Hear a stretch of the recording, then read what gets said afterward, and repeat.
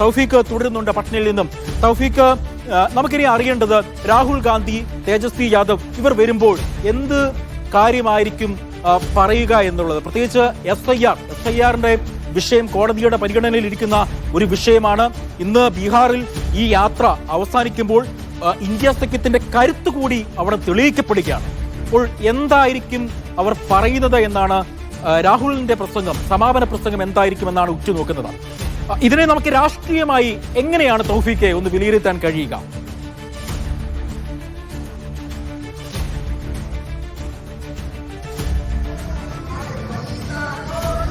വലിയൊരു മുദ്രാവാക്യം ഉയർത്തിക്കൊണ്ടാണ് രാഹുൽ ഗാന്ധിയും തേജസ്വി യാദവും ഈ യാത്ര ആരംഭിച്ചത് മുതൽ വോട്ടുകൊള്ളക്കെതിരെ ആ വോട്ടുകൊള്ളയിൽ എന്താണ് യഥാർത്ഥത്തിൽ നടന്നത്, ബീഹാറിൽ എന്താണ് നടന്നത് എന്നത് തുറന്നു കാണിക്കാനായിരുന്നു രാഹുൽ ഗാന്ധിയും തേജസ്വി യാദവും ശ്രമിച്ചത്. ബീഹാറിലെ തീവ്ര വോട്ടർ പട്ടിക പരിഷ്കരണവുമായി ബന്ധപ്പെട്ട് നിരവധി ആരോപണങ്ങളാണ് ഉയർന്നു വന്നത്. നിരവധി ആളുകൾ വോട്ടർ ലിസ്റ്റിന് പുറത്തു പോകുന്നു, ലക്ഷക്കണക്കിന് ആളുകളാണ് വോട്ടർ ലിസ്റ്റിന് പുറത്തു പോകുന്നത്. ഇതെങ്ങനെ സംഭവിച്ചു എന്നതടക്കമുള്ള കാര്യങ്ങൾ വിശദമായിട്ട് തന്നെ കോൺഗ്രസ് ഉൾപ്പെടെയുള്ള പാർട്ടികൾ പരിശോധിക്കുകയും ചെയ്തിരുന്നു. ആ സമയത്താണ് ഇതിൽ വലിയ രീതിയിലുള്ള ക്രമക്കേടുകൾ ഉണ്ടായിട്ടുണ്ട് എന്നുള്ള കാര്യങ്ങൾ പുറത്തു വരുന്നത്. ആ സമയത്ത് വലിയ രീതിയിലുള്ള പ്രതിഷേധവുമായി നിരവധി പ്രതിപക്ഷ പാർട്ടികൾ രംഗത്തെത്തിയെങ്കിലും ഒരു കൃത്യമായിട്ടുള്ള ഇടപെടൽ നടത്താനായിട്ട് തെരഞ്ഞെടുപ്പ് കമ്മീഷന്റെ ഭാഗത്തുനിന്നുകൊണ്ട് നടപടി ഉണ്ടായിരുന്നില്ല.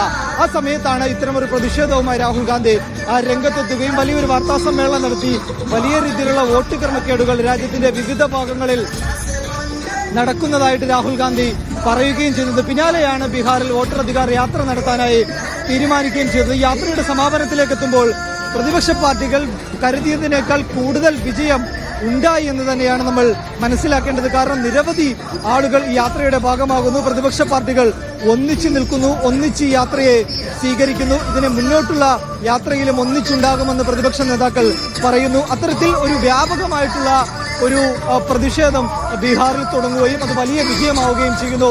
ഇനി അത് മറ്റു സംസ്ഥാനങ്ങളിലേക്ക് കൂടി കടക്കുമ്പോൾ എങ്ങനെയായിരിക്കണം അതിന്റെ മുന്നോട്ടുള്ള രീതി എന്നതിനെ കുറിച്ച് ഇതിനോടൊപ്പം തന്നെ ഇന്ത്യ സഖ്യം ആലോചനകൾ ആരംഭിച്ചിട്ടുണ്ട്.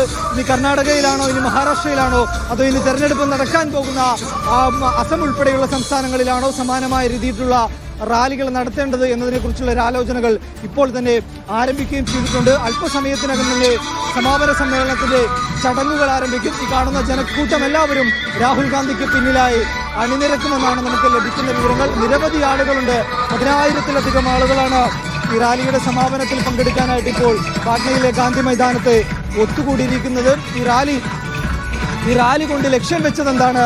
അത് നേടിയെടുത്തിരിക്കുന്നു. ബീഹാറിലെ വോട്ടർമാരെ അവരുടെ വോട്ടവകാശങ്ങളെ തട്ടിയെടുത്ത തെരഞ്ഞെടുപ്പ് കമ്മീഷന്റെ നടപടിക്കെതിരെയായിരുന്നു ഇത്തരമൊരു വലിയ പ്രതിഷേധം മുന്നോട്ട് പോയത്. ആ പ്രതിഷേധത്തെ ഇനിയിപ്പോൾ കൂടുതൽ സ്ഥലങ്ങളിലേക്ക് വ്യാപിപ്പിക്കണം. ഈ വോട്ടുകൊള്ളക്കെതിരെ വലിയ രീതിയിലുള്ള മുന്നേറ്റം ഇനിയും നടത്തേണ്ടതുണ്ട്. കാരണം വരുന്ന തെരഞ്ഞെടുപ്പുകളിൽ ഉൾപ്പെടെ വലിയ രീതിയിലുള്ള ക്രമക്കേടുകൾ ഉണ്ടാകാനുള്ള സാധ്യതയുണ്ട്. അതുകൊണ്ട് അതിനെ മുളയിലെ നുള്ളുക എന്നുള്ള ഒരു ലക്ഷ്യം വെച്ചുകൊണ്ടാണ് ഇത്തരമൊരു ക്യാമ്പയിന് രാഹുൽ ഗാന്ധിയും കോൺഗ്രസും മറ്റ് പ്രതിപക്ഷ പാർട്ടികളെല്ലാവരും തുടക്കം കുറിച്ചത്.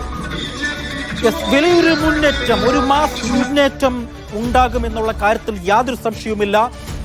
പ്രത്യേകിച്ച് രാഹുൽ ഗാന്ധി മുന്നോട്ട് വെക്കുന്ന രാഷ്ട്രീയം അതുതന്നെയാണ്, അദ്ദേഹം പറഞ്ഞു വെക്കുന്നതും അതുതന്നെയാണ്. ബീഹാറിൽ അതിനൊരു തുടക്കമായി എന്ന് നമുക്ക് ഈ ഘട്ടത്തിൽ പറയാം.